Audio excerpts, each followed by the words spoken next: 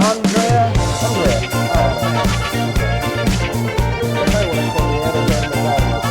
Thanks God my mother had a better idea. Give me a female name. Yes. And we are back between theatres at the Quantum Sushi Friday night party, get together, drinks type thing. Okay. What it is? I don't know what it is, but I was here about almost 2 years ago. It was a big hole in the ground. There was nothing here. And now it's an amazing fab lab. This is like on the level of Google, of Apple. It's one of the most amazing little factory I've seen in my life. It's really neat. It looked like a surgery room inside the construction place where they build all the piping. To introduce you first, though, this is Andrea Armas. Yes. Hi guys. How you doing, sir? I'm Lee. How do you do? Nice. Welcome to Between Theatres. That is brilliant. I think it's one of the nicest places. I normally wait when I fish. I sit on the way on the Yeti, but I never catch anything, so I drink all the beers. So it's really tough sometimes. That's why they have to be so insulated, because because our rear end is warm. Yeah, probably is that the reason. Yeah, so you're Italian? Yes, I'm Italian. And you work in the marine industry? Yes, since long time. Yeah. And so how did you, so how? What do you do? Okay, long story short, I'm born in the island of Sardinia. Sardinia? Yes, okay. I grew up in Africa until I was on high school. I go back in Italy, I did high school in Italy and then I moved to England. And I educate as a naval architect and yacht designer in England.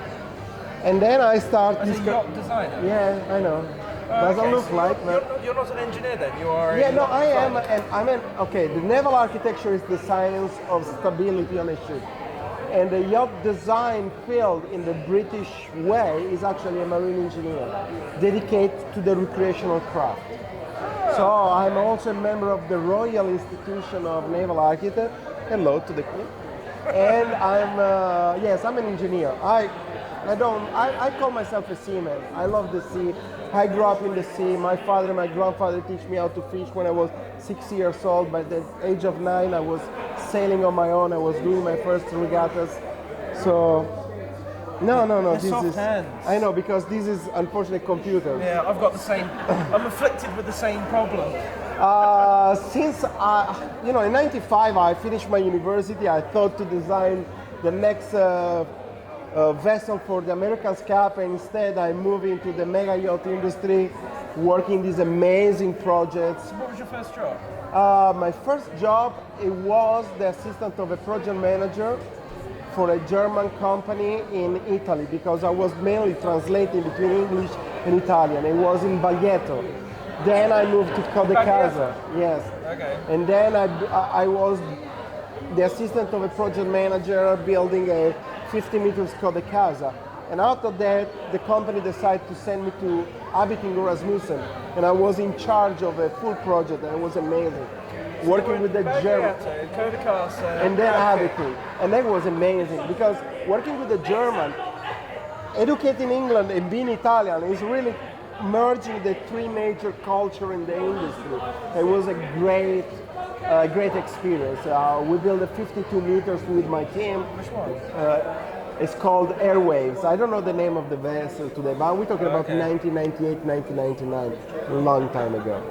After that, I moved to Turkey. I built boats in Turkey. And then after Turkey, I built boats in Egypt. I built boat in RMK, in Protection Turquoise. I built boat in New Marine.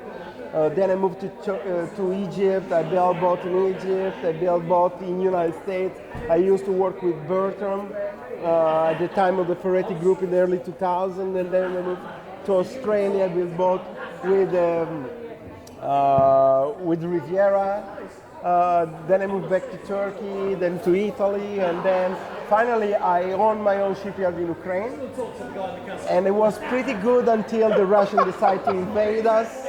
Right. And we lost everything. But we saved our skin. Me and my wife, we moved to the United States. And we start from scratch, poor as hell, but hey, life is good. So that's been like 20 years? I think it was a span of 20 years and learning seven different languages. So you learned 7 languages? Yeah, until I was not married. So no more pillow talking. I speak only Italian and English with my wife. Wow, so this industry has given you the ability to move everywhere. I mean, This is an incredible industry. It teaches me about technology, engineering, about marketing, about sales. I've been lucky enough to experiment every single side of the industry. I was in the service side, I was in the retail side, I was in the dealership side, I was in the engineering side. Today I'm a naval architect. I work as a naval architect. I'm a surveyor for Flag Authority for Marshall Island. I work with one of the largest group of naval architects in the world. It's called Azure Naval Architect. They are based in Holland. you're Azure. You did the boats over in Poland. I am Azure. Ah. So yes. Then I think we've spoken before, maybe. I'm not sure. We love. So yes, my team is involved in the Sea Explorer, but we also be involved in most of the largest vessel built in Holland now, between Oceanco, Fedship, Damen, Hamels. So we're very busy into engineering and naval architecture. The Sea Explorer is actually a yacht design experiment. So we also developing a team of yacht designers in our organization. And the results are really nice. We're very, very pleased about that. So hang on, so Azure is a Dutch company? It's a Dutch couple. Actually, Azure came out from ribs of the Vogue. The Vogue Naval Architect, the naval architecture firm of Fedship. Yeah. The founder of Azure with two of his pupils, they were the Vogue, and then they resigned from the Vogue and they create Azure. Ugo, Eric, and One, they all work in the Fedship, and they design and build about 90 boats among the three. Yeah. So basically in the early 2000s, they come to the feelings that it's time to do something else. And they come out with the Azure idea. The way I get in touch with Azure is I kind of employ Azure in one of my projects in Ukraine, and we start to cooperate. And it was amazing because the level of knowledge and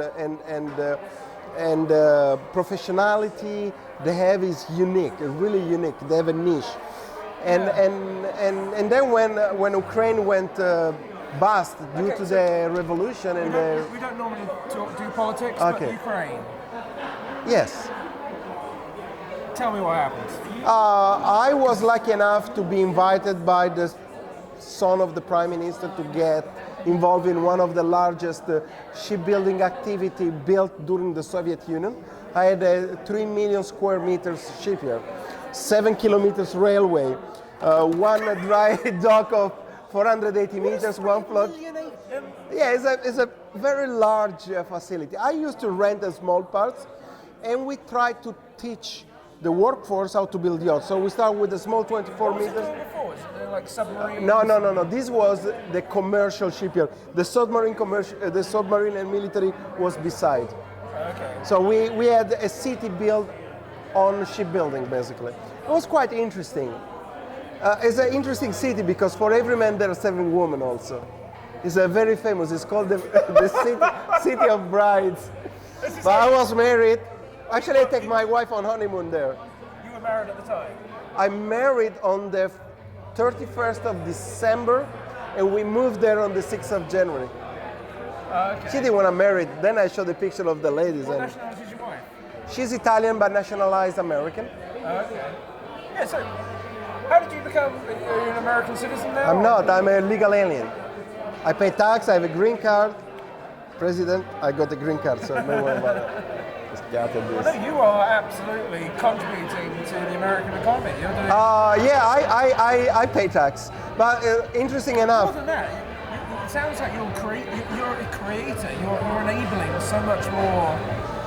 I wouldn't call myself a creator. I'm more the guy help owners to make the right decision. This is what I do in my organization. Okay. I am their technical advisor. I'm their surveyor. I help them to build the right boats or to buy the right boats. Not in a commercial way. I don't judge a boat about the aesthetics. This is what the owner choose, what the client choose. I tell him if technically it's sound, if he's performed correctly, if he's gonna if I foresee any issue in the time of maintenance and this and that. So I give him the backbones of the boat. So the aesthetics, everybody got his own taste. My taste on boating are so different. I'm a classic guy. I like old sailing boats. I like varnished wood. So this is my personal taste. I rather have an aesthetics compared to comfort. So I don't share normally my personal feelings about the aesthetic of a boat, but I share my strong feelings about what is seaworthy, what can save your life at sea. Because my first job is save the life of the owner at sea, like the first job of a captain.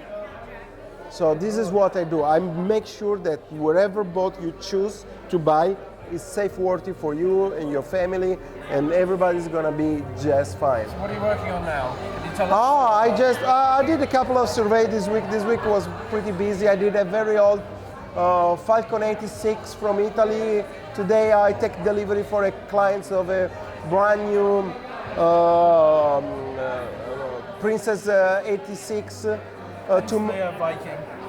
Yeah, I was at the Viking facility, so I put the hat. Did they give you the hat, or did you have to buy it? No, actually, a good friend of mine gave it to me. Tomorrow I'm gonna go to do a sea trial for a client that is based in Newport Beach, by the way, and that he cannot be here, and I will check the boat that he was maintained properly. See, this goes to the festival with this guy. It's a Saturday tomorrow. Well, you know, I pay the bills. This is America. But I fly to Italy on Monday, and I have a couple of big vessels to survey in Europe until the 10th of January. I'm gonna be. So you're not here for Christmas? No. I'm gonna go to my family Taking to gain a couple of pounds. You know, the good Italian. You know, and it's too warm. I mean, come on, Florida, Christmas, warm. It's not really Christmas, is it? No. Well, no, now we're I have to get. I have to. Ciao. Be good. It was lovely talking to you.